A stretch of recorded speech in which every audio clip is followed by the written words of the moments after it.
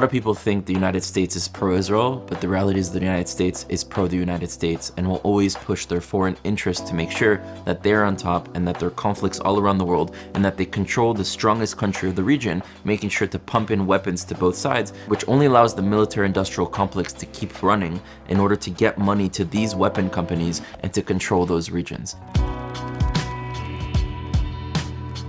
They're giving weapons to Egypt, they're giving weapons to Jordan, they're giving weapons to Israel, they're giving weapons and finances to the Palestinian Authority. So why are we fighting all each other with the same weapons given from the same sources? Does that make sense? Well, it's in America's interest to make sure that there's a conflict here in order to make sure that they're on top of the race. If you're running in a race and other people are running and catching up and have even the potential to be fast runners behind you, what are you gonna do? You're gonna throw some banana peels. You're gonna make sure that they're just gonna slip so that they can stay to the back. And you're gonna position yourself as if you're the leader that's truly helping those behind, trying to push them up. But in reality, it's in their interest to make sure to keep Israel and the rest of the Middle East down and to prevent us from uniting.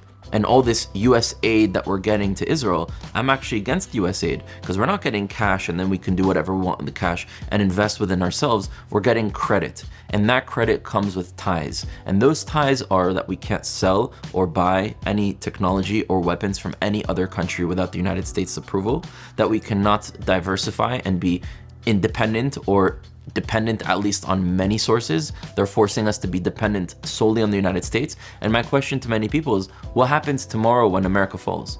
What happens tomorrow if America becomes anti-Israel? Where are we going to get our bullets, our guns, our planes, and all these different things that Israel needs to be independent? Now, I understand that originally when Israel was created, we couldn't right away manufacture and be independent ourselves, and we had to buy weapons here, buy weapons there. But we need to evolve to a reality where all things that we need to create in Israel are created here, which not only helps the economy, but makes us independent of any other pushing of foreign policy or any other control from the outside. And that's something Israel hasn't done.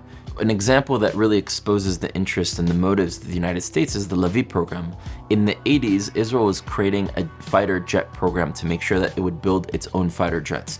What did America do? It quickly came, slapped the hand of Israel, and made sure that they would stop and forced it to shut down.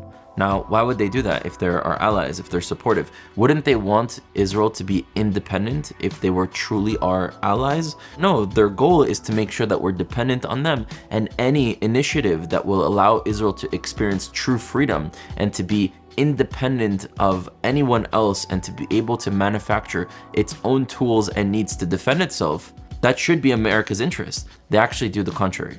They force Israel to be completely dependent on America's military in order to control us, in order to push foreign policy. I'm not against having a relationship with America. I'm against having a toxic relationship with America. And so we need to heal this toxic relationship that we have with countries that we are dependent on and make sure that we are not only independent, but that any relationship that we have with any country is something that is mutually beneficial and not only to one side on the long term.